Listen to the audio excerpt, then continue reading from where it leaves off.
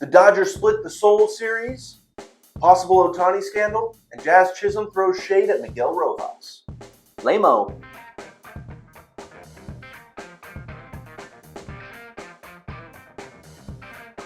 Hey guys, welcome to the newest edition of Lad Talk. Mason, baseball's underway. So excited. But now we're back at spring training games? Kind of weird. Kind of strange. You had 2 regular season games in Seoul, South Korea, Dodgers and Padres. Yep. Then they're going to come home, play that spring training freeway series with the Angels, and then get back into the regular season. And games during our time so we can actually watch it after work.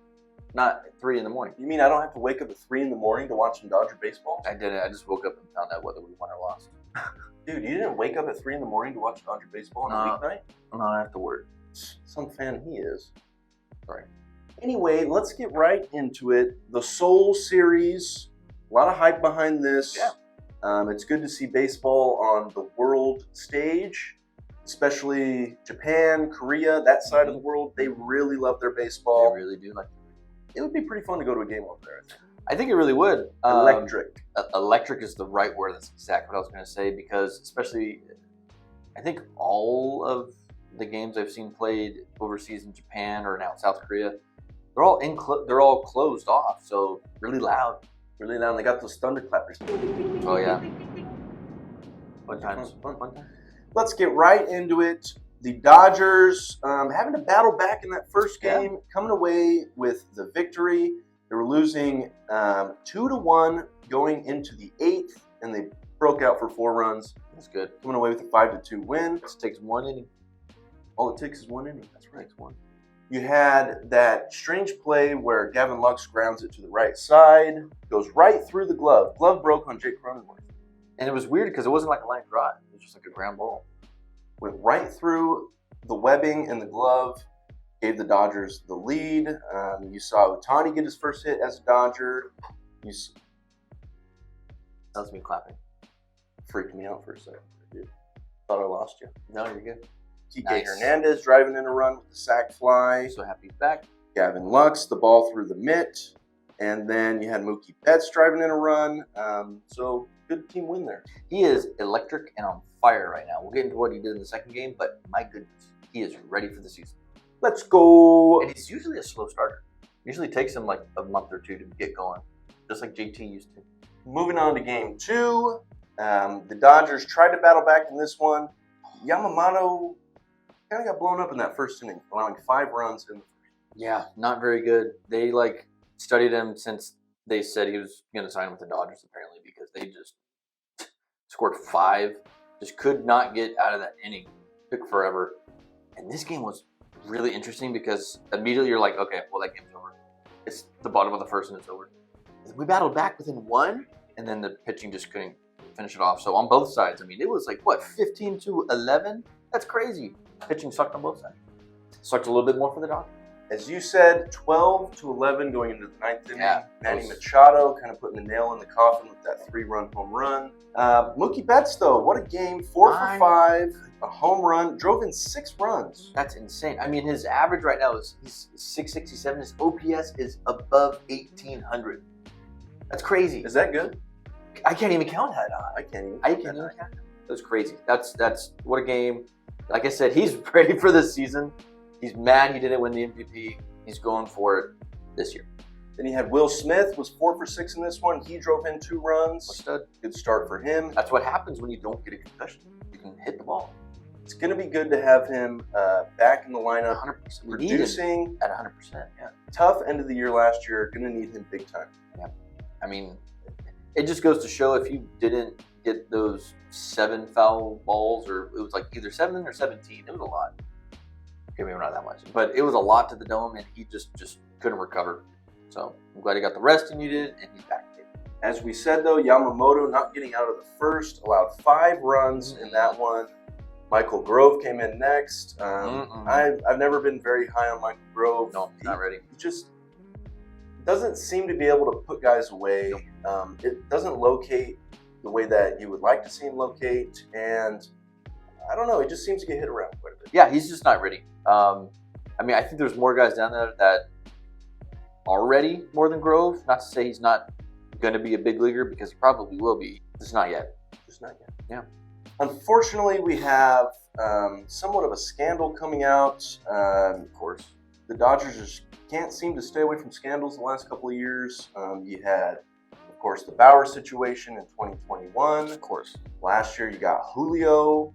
And now, scandal coming out, kind of an odd one. Shohei Ohtani's interpreter being accused of stealing his money to place illegal bets. Technically, he stole sent from Ohtani's account. Alleged that he sent money directly from Ohtani's account to pay off his debts to a bookie. 2 separate transactions of $500,000 each, so equivalent to $1 million. Just weird stuff. So I mean, we're not going to touch too much on it because it's just coming out. But I mean, we're just going to see how everything unfolds. I really hope. It seems like, from what we've read so far, Ohtani's hands weren't in it at all. It was just which happened, unfortunately, to be his best friend and interpreter, was fired. He had the cushiest job.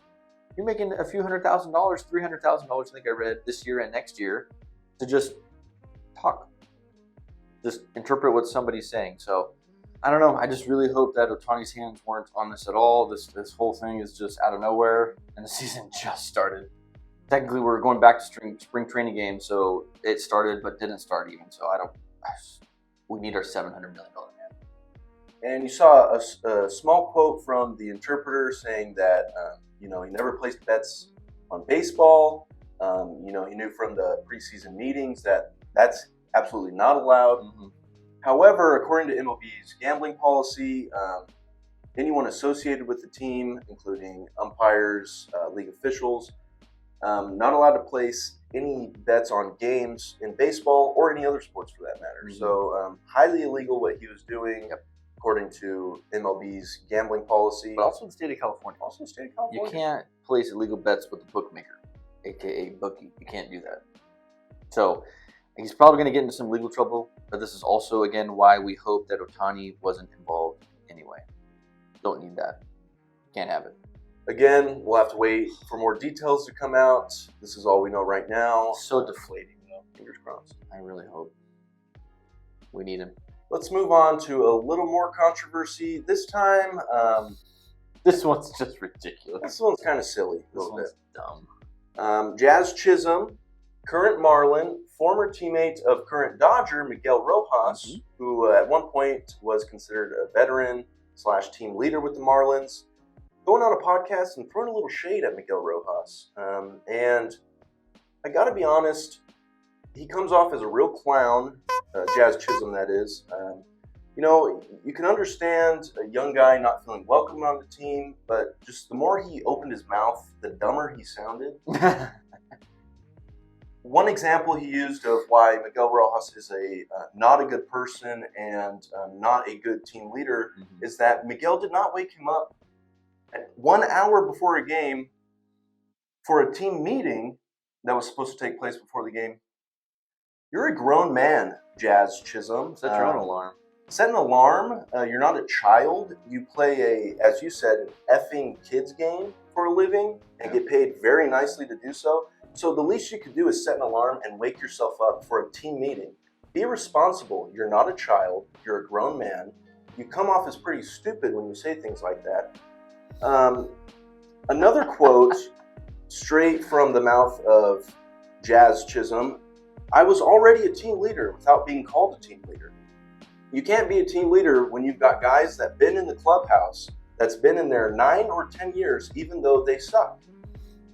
They've been here for 9 or 10 years, and the team calls them the team captain. But they're not a good captain. They're not a good person. You're not even a good athlete at this point. You're just here, and you're bringing down the young guys that are supposed to be good. Wow. Pretty strong words from a guy that's got a career 240 average and an OPS plus of 103. Literally 3 ticks above league average. That's average. That's league average. And he's talking about somebody else sucking. Yeah. Miguel Rojas is by no means a starter in the major leagues. He's definitely a guy that you want as a backup, defensive-minded shortstop. Yes. He's a much better defender than Jazz Chisholm is or will probably ever be. By far. He is a good team leader, as we've seen with the Dodgers. And a good team player. He's hard-nosed. He plays the game the right way. I understand this whole new school baseball's supposed to be fun idea, but You still need to show respect to those that have been in the game. and you've got a guy that goes out there. He's got 4 chains on. He bats .240. Big whoop there. He's 3 points better than league average. How much did he according to strike out? OPS Plus? Probably a lot. Definitely not a guy that should be telling other people that they suck. I'm sorry that you had a bad experience. Learn to set an alarm and grow up. How about that? You're 26 years old. You get paid very well to play a kid's game, or an effing kid's game, as you like to say. Why don't you be an example to younger people that are going to come after you? Play the game the right way and keep your mouth shut. Any comments to add to that, Mason? Said all there was needed to say. That's good. Very good. I appreciate it. Thank you. Anyway, let's move on to our final story. Blake Snell finally signing. It took long enough. Ended up with a 2-year deal, right around $60 million, with a 1-year opt-out. He could leave the Giants after the 2024 season. And he's still in the NL West. I'm so upset. Dude, I told you, Yeah. after 2020, he hates the Dodgers. He has a vendetta against the Dodgers. Yep. Um, Well, I would too. It's going to be. understandably so. It was his only shot, and it probably will be his only shot ever because of the teams he's choosing to play for. His only shot to win a World Series, and he was dominating. He shouldn't have been pulled out. Not to say that was or was not his call, but at the same time, sucks to suck. So I don't know. Watch where you step. Well, let's wrap it up right there, Mason. Guys, if you made it this far in the video, we love you. We do. We really appreciate it. If you like what you saw, make sure you like, comment, and subscribe. We're going to have a lot of stuff coming your way. Season's just getting started, so a lot of videos coming your way. Let's go Dodgers. Adios. Cool.